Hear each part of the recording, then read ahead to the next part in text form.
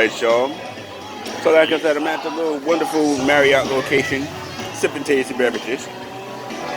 When the news came out from David Griffin that he is not the biggest fan of LeBron James as a GM goes. And I get it, y'all. But for all the vitriol that y'all gonna start spinning about David Griffin, as a GM, think about this. Your job is to put a team together. You know what kind of assets you have, you know what kind of budget you have, you know what kind of team you already have. So you're ready about to go about your business of building a winner, and then the best player in the world decides that he wants to be on your team. And now you have to make a confidence for that. You got to make that fit. I can understand how that could be difficult. I can understand how you have a plan, you drafted, and you believe you drafted well, but then someone comes in and tells you that they don't want the people that you drafted, and, I want somebody else, bring in somebody else. And now you're hearing LeBron, the GM, and this, that, and the third, but yet you are the GM. I can see how that could be a little vexing. I could. I could see how,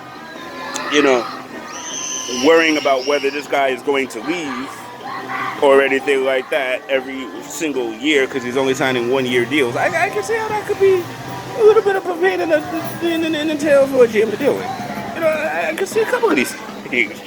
Just keeping it 100. You guys know me by now. You've seen my shows. Listen, my feelings about the player himself have nothing to do with it. They're irrelevant to this particular conversation. I'm just saying, as a GM, some of those moves just seem to be a little difficult.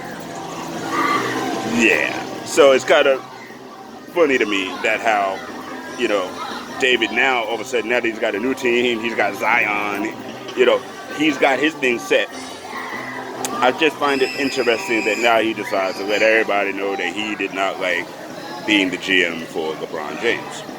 I don't know how that serves him, though, at the same time. So I find all of this to be kind of interesting in a way and also kind of self-serving to others because after the free agency period, it's been kind of a boring news cycle for the most part.